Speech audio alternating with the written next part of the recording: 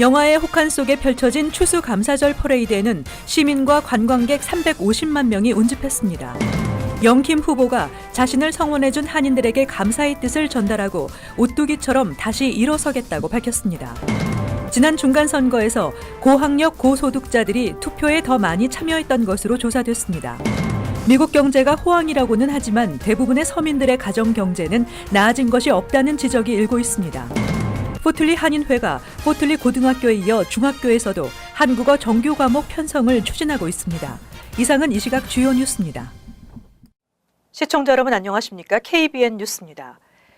영화의 혹한과 몰아치는 세찬 바람 속에 추수감사절 퍼레이드가 개최됐습니다. 강추위 속에도 시민과 관광객 350만 명이 운집해 퍼레이드를 즐겼는데요.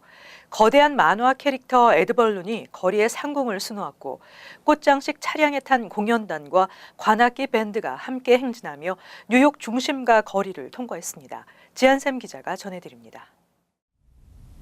어제 뉴욕시 기온은 화씨 19도. 뉴욕에서 추수감사절 날씨로는 117년 만에 가장 추운 날씨였습니다.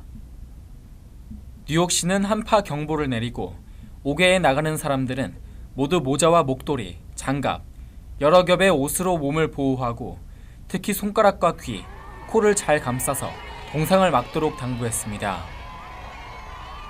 행진은 센트럴파크 서쪽에서 맨해튼의 메이시 백화점 본점까지 무려 46개 구역에 걸쳐서 약 8,000명이 참가한 가운데 진행되었습니다. 전국에서 온 고교생 밴드들과 산타클로스의 도착을 알리는 24개의 대형 차량도 행진에 가담했습니다. 스펀지밥, 찰리 브라운, 그린치 등이 대형 풍선의 주인공으로 등장했습니다. 최고 풍속, 시속 30마일의 강풍에 대형 풍선이 휘청이면서 주변 건물에 부딪힐 수 있는 아찔한 상황이 우려되기도 했지만 다행히 불상사는 발생하지 않았습니다. 74세의 다이애나 로스는 자신의 새 크리스마스 앨범 가운데 실린 히트곡을 불렀고 ABC 방송의 스타인 딸 트레이시 앨리스 로스, 배우인 아들 에반 로스 등 온 가족이 함께 장식차를 타고 행진에 참가했습니다. 뉴욕 경찰은 수천 명의 경찰관을 배치해 테러에 대비했고 몇백 미터 떨어진 곳에서도 폭발물을 감지할 수 있는 K9 팀도 추가로 배치돼 삼엄한 경비를 펼쳤습니다. KBN 뉴스 지한샘입니다. 캘리포니아 39지구에 출마했던 영킴 후보는 당선이 유력해 보였지만 막판에 안타깝게 역전패를 허용하고 말았습니다. 영킴 후보가 자신을 성원해준 한인들에게 감사의 뜻을 전달하고 오뚜기처럼 다시 일어서겠다고 밝혔습니다. 캘리포니아 39지구에서 하원 의원에 도전했던 영킴 후보는 많은 한인분들의 기대에 부응하지 못해 안타깝다고 밝히고 자신은 비록 낙선했지만 동부 뉴저지의 앤디 킴 후보의 당선을 축하했습니다. 김 후보는 선거에서 패한 원인이 선거 자금 때문이었다고 밝혔습니다. 2억 6,600만 달러 로또에 당첨돼 그만큼 후원금이 뒷받침됐던 길 시스네로스 후보에 맞설 만한 후원금을 모금하지 못했다고 설명했습니다. 김 후보 캠프는 250만 달러를 모금한 반면 시스네로스는 사제 1,000만 달러 이상을 투입했습니다. 특히 민주당은 외부에서 정치활동 후원회를 통해 마이클 블룸버그와 톰 스타이어 등 유명 억만장자들이 오렌지 카운티 일대 하원 의원에 엄청난 후원금을 투입했습니다. 또 이번 결과에 승복하면서도 개표 부정 의혹은 남아있다고 말했습니다. 개표 과정에서 상식적으로 이해하기 힘든 부분들이 있었지만 주의회를 민주당이 장악하고 있어 이를 해결하기 어렵다고 본다며 투표 자격이 되는 사람을 선거에 적극 참여하게 하는 게 중요하다고 밝혔습니다. LA 카운티에서 크게 뒤진 영킴 후보는 차량국에서 유권자를 자동 등록하는 것은 부정투표를 조장하는 제도가 아닌지 의심스럽다고 지적했습니다. 끝으로 영킴 후보는 나는 오뚜기라며 어디에도 가지 않고 다시 여기에서 일어설 것이라고 말했습니다. 미 역사상 최고의 투표율을 기록했던 지난 중간선거에서 고학력 고소득자들이 투표에 더 많이 참여했던 것으로 조사됐습니다. 시카고 대학교가 지난 6일 중간선거에서 투표하지 않은 유권자 2만 3천 명 이상을 개별 인터뷰한 결과 나이가 어리고 학력이 낮고 소득이 적을수록 투표를 하지 않았던 것으로 나타났습니다. 전체 선거에서 18세에서 29세 유권자의 비중은 12%였으며 이들 중 37%가 투표에 참여하지 않았던 것으로 나타났습니다. 이 연령대 투표하지 않은 유권자 중 39%가 민주당을 지지했을 것이라고 대답했고 28%는 확실히 모르겠다고 답했습니다. 투표에 참여하지 않은 유권자 중 절반이 넘는 55%의 유권자가 연 5만 달러 이하의 소득자였으며 투표에 참여한 전체 유권자 중 5만 달러 이하의 소득을 올린 사람은 34%였습니다. 10만 달러 이상 소득을 올리는 유권자 중 50%는 민주당을, 48%는 공화당을 지지하는 것으로 확인됐습니다. 연 10만 달러 이상의 소득을 올리면서 이번 중간선거에 투표하지 않은 유권자 중 40%는 공화당을, 34%는 민주당을 지지한 것으로 나타났습니다. 투표에 참여하지 않은 유권자 중 대학 학위를 소지한 미국인은 20%에 불과했습니다. 한편 이번 중간선거에 참여한 유권자는 약 1억 1,600만 명이었습니다. 트럼프 대통령 취임 이후 경제 지표가 탄탄하고 국내 총생산이 꾸준히 성장하는 등 미국 경제가 호황이라고는 하지만 대부분의 서민들의 가정 경제는 나아진 것이 없다는 지적이 일고 있습니다. 뱅크레이트닷컴의 설문조사에 따르면 2016년 트럼프 대통령 당선 이후 재정 상황이 좋아졌다는 응답은 38%에 그쳤습니다. 오히려 더 나빠졌다가 17%, 변함없다 45%로 응답자의 3분의 2가 부정적인 반응을 보였습니다. 경제 성장에 대한 해석은 응답자의 정치 성향에 따라 차이를 보였습니다.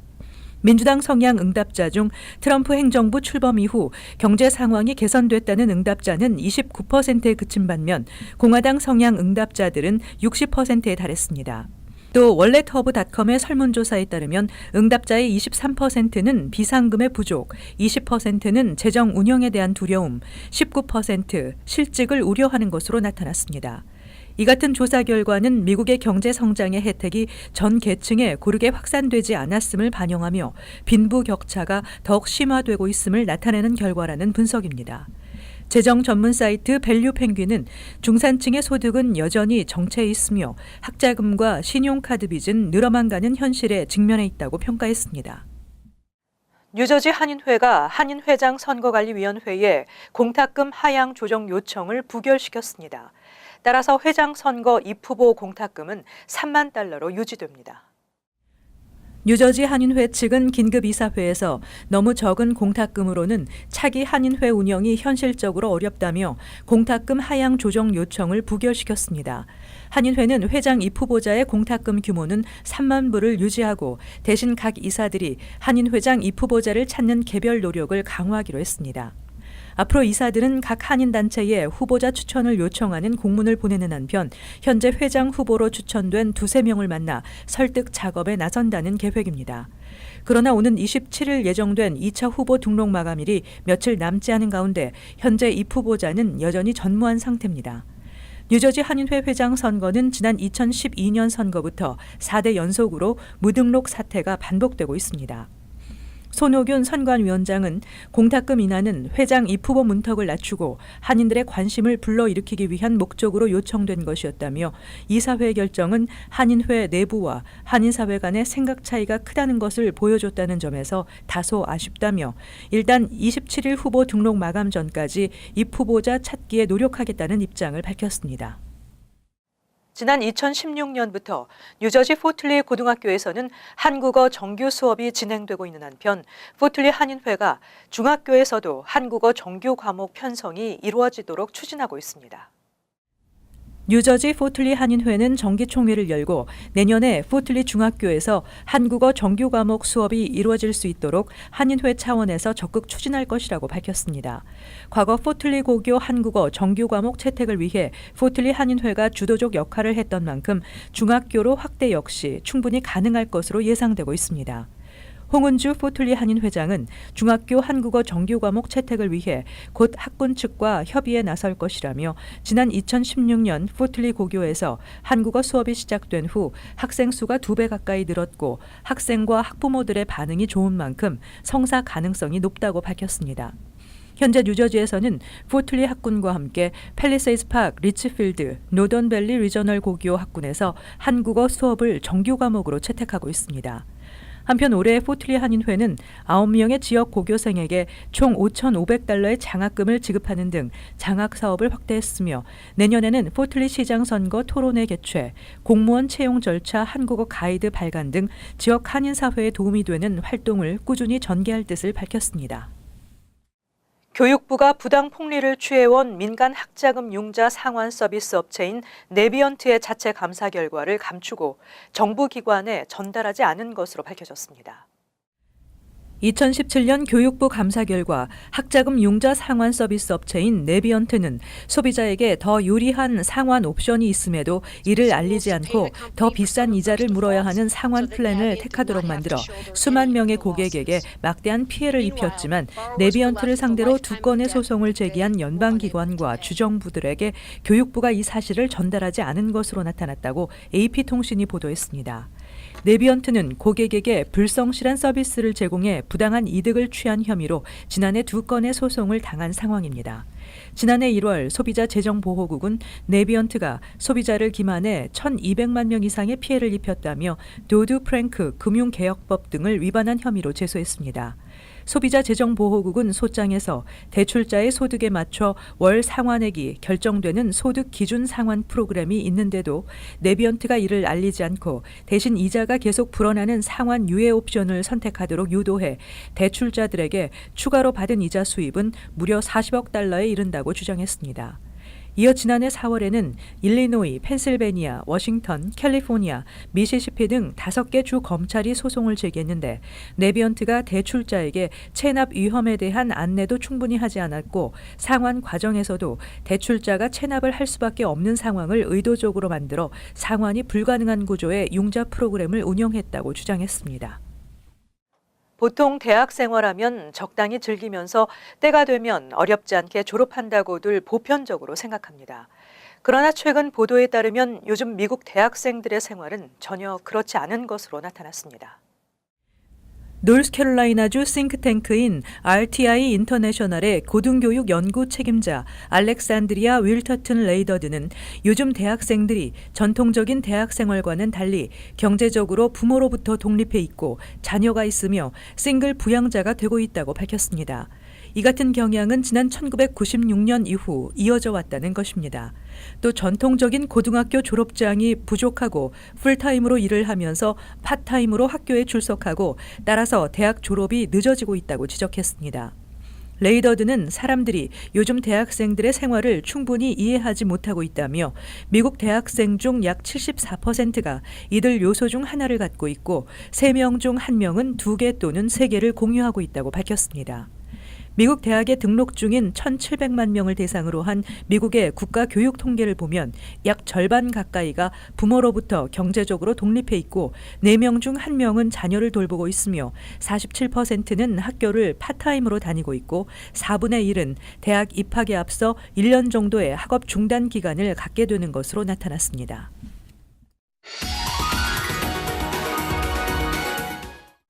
이어서 LA 지역 한인 사회 소식입니다.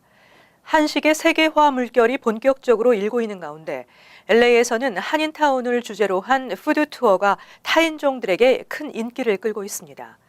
푸드투어는 타인종 여행사가 추진하는 프로그램인데 한인타운의 맛집 소개뿐 아니라 음식과 이야기를 통해 한인사회의 역사도 함께 배울 수 있는 특별한 경험을 선사하고 있습니다. 김재은 기자의 보도입니다.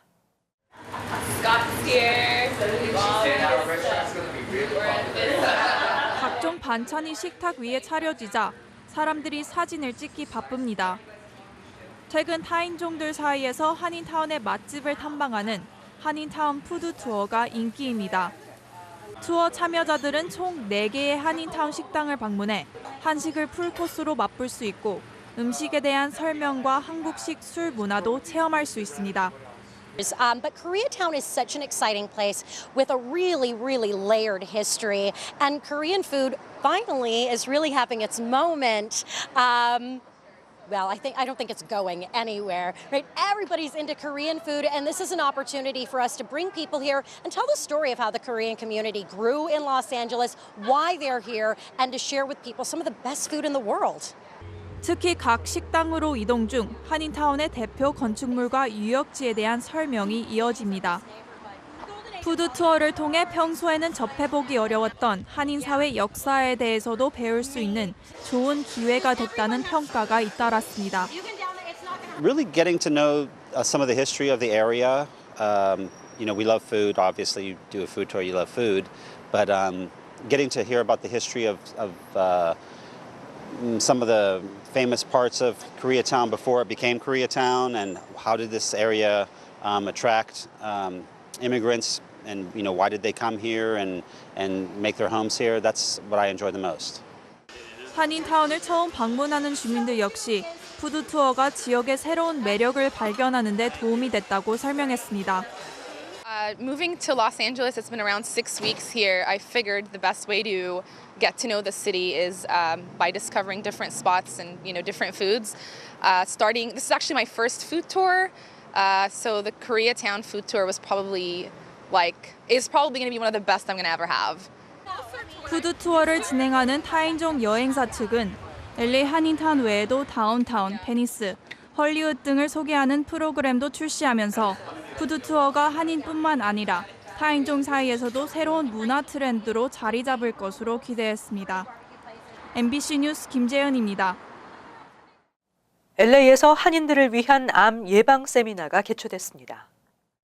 시더스 사이나이 병원은 지난 17일 LA 온누리교회에서 한인 40여 명이 참석한 가운데 연령별 암 검진 기준과 예방법 그리고 건강보험 가입 방법 등에 대한 세미나를 열었습니다. 이와 관련해 병원 측은 한인들은 주로 전립선암, 직장암, 유방암 등의 발병 위험이 가장 높다며 검진을 통해 미리 예방하는 것이 중요하다고 강조했습니다. 한편 캘리포니아주 암 예방 연구소에 따르면 미국에 거주하는 한인 남성과 여성이 가장 많이 걸리는 암은 각각 전립선암과 유방암으로 나타났습니다. 이어서 간추린 소식입니다.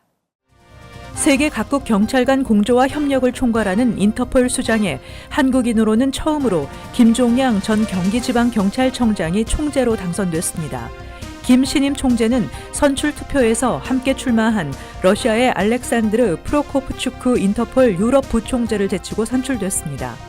인터폴은 국제범죄와 테러, 재난 등 국경을 넘나드는 치안 문제에 대해 각국 경찰 간 공조와 협력을 총괄하는 협의체로 1923년 설립됐습니다. 아마존은 최근 기술적 오류에 의해 일부 고객 이름과 이메일 주소가 노출됐음을 시인한 뒤 해당 고객에게 사과 메일을 발송했다고 CNBC가 보도했습니다.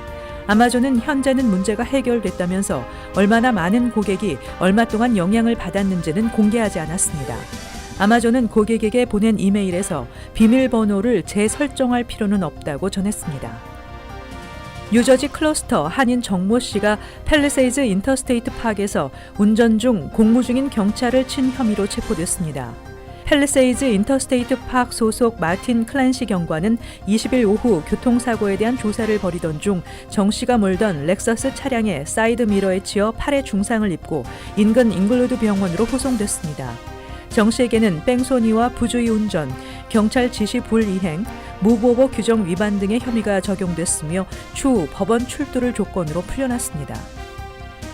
1930년에서 70년대 뉴욕시를 누볐던 추억의 전철을 올 연말 탑승할 수 있게 됐습니다. 메트로폴리탄 교통공사는 할러데이 시즌을 맞아 25일부터 12월 말까지 일요일마다 옛 전철을 재현한 빈티지 열차를 운행한다고 밝혔습니다. 빈티지 열차는 11월 25일과 12월 2일, 9일, 16일, 23일, 30일 오전 10시부터 오후 5시 A, C, D, F 노선 일부 구간에서 운행됩니다. 계속해서 환율과 증권 소식입니다.